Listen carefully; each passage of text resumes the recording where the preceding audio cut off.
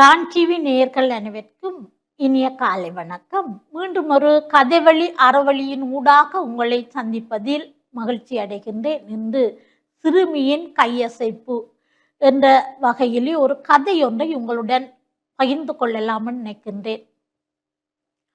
அருண் ஒரு நிறுவனத்திலே வேலை செய்கின்றான். அது மட்டுமல்லாமல் அவர் ஒரு கவிஞரும் கூட.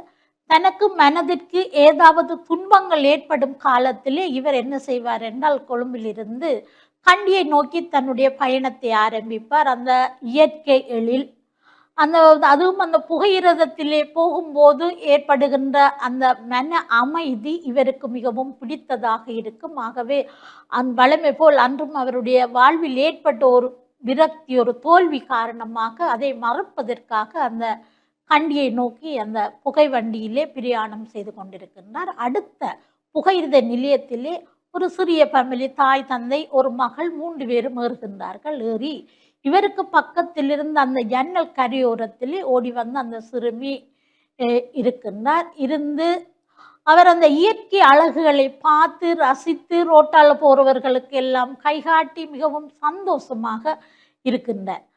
இவருடைய சந்தோஷத்தை மட்டுமல்லாமல் கொஞ்ச நேரத்தை அவர் தன்னுடைய கைபேசி கூடாக அந்த இயற்கை அழகுகளை போட்டோ எடுத்து கொண்டிருக்கின்றார். இருந்து போட்டு அப்போது இந்த அருண் கேட்கின்றார், நீங்கள் இந்த முறைதான் முதலாவதாக பயணம் செய்கிறீர்களா ரயிலில் என்று சொல்லி கேட்டதற்கு அவர் சொல்ல, இல்லை இல்லை, முந்தி பல தடவைகள் வந்திருக்கின்றேன். ஆக்களினுடைய நெரிச்சலுக்குள் அந்த நடுவில் நின்றுட்டு போனதை ஒழிய கரையில நான் ஒரு நாளும் இருக்கல.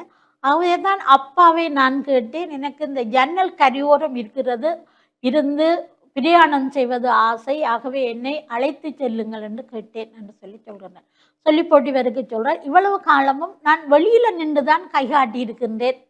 ஆக்களுக்கு ரெயின் போக நான் வெளியில நின்றுட்டு கைகாட்டி இருக்கிறேன். இன்றைக்கு நான் உள்ளுக்கு நின்று கொண்டு கைகாட்டுறது எனக்கு மிகவும் சந்தோஷமாக இருக்கிறது. இது ஒரு வித்தியாசமான புதிய அனுபவமாக எனக்கு மகிழ்ச்சியாக இருக்கின்றது என்று சொல்லி அந்த சிறுமி மகிழ்ந்து கொண்டு சொல்கின்றார். இதோ பாருங்க, நான் கையில் வச்சிருக்கிற இந்த பொம்மை எனக்கு என்னுடைய தம்பி தந்தது. தம்பி ஒரு நாளும் எனக்கு தரமாட்டார். ஆனால் இன்றைக்கு நான் வலிக்கிட தானாகவே கொண்டு வந்து, இந்தாங்கோ நீங்கள் கொண்டு போய் போகிற இடத்துல விளையாடுங்கன்னு அந்த பொம்மையை எனக்கு தந்திருக்கின்றார். எனது அக்காவும் எனக்கு தேவையான பொருட்கள் எல்லாவற்றையும் நான் கேட்காமலே கொண்டு வந்து எனக்கு தந்து என்னுடன் மிகவும் பாசமாக இருக்கிறார்கள். எல்லாம் முந்தி என்னால் எனக்கு ஒன்றுமே தர மாட்டார்கள். இப்போது எல்லோரும் எனக்கு என்னுடன் பாசமாக இருக்கிறார்கள் என்று சொல்கின்றார். சொல்லி போட்டு அப்போ கேட்க, இந்த என்னத்திற்காக வேண்டி உங்கள் எல்லோரும் பாசமாக இப்போ கூட இருப்பதாக நீங்கள் உணர்கிறீர்கள் என்று கேட்டதற்கு அந்த சிறுமி சொல்றாள், எனக்கு நெஞ்சு வருத்தம், அதனால எல்லோரும் அன்பாக இருக்கிறார்கள்.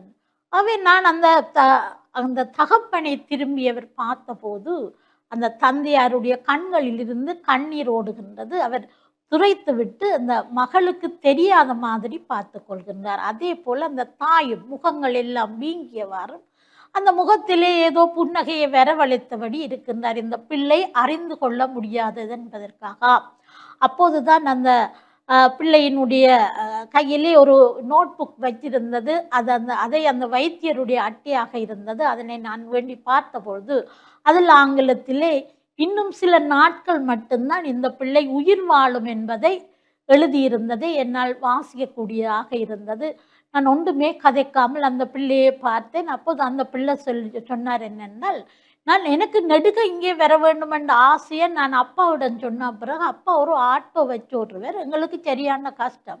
அவர் அந்த ஆட்டோவை கொண்டே கடனுக்கு அடவி வச்சு போட்டு அந்த காசை வேண்டி கொண்டு வந்தவர் என்னை கூட்டி கொண்டு போக வேண்டும் என்று சொல்லி சொன்ன பொழுது கள்ளங்கவடம் இல்லாமல் அந்த சிரிக்கின்ற அந்த சிறுமியினுடைய முகத்தை பார்த்த பொழுது அந்த தாங்க முடியாதவராக, உங்களுக்கு என்ன பேர் என்று கேட்டுவிட்டு அந்த பதிலுக்கு கூட தாங்காமல் விறுவிறண்டு அந்த புகையிரதத்திலிருந்து அந்த அடுத்த ஸ்டேஷனில் ரங்கிக் கொள்கின்றார். ரங்கி போட்டு திரும்பி பார்த்த பொழுது அந்த சிறுமி சந்தோஷமாக கை அசைத்து கொண்டு செல்வதை காண முடிந்தது.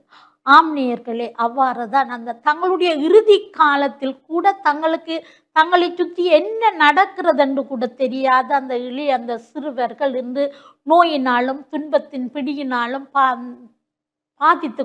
பாதிக்கப்பட்டு கொண்டிருக்கின்றார்கள்.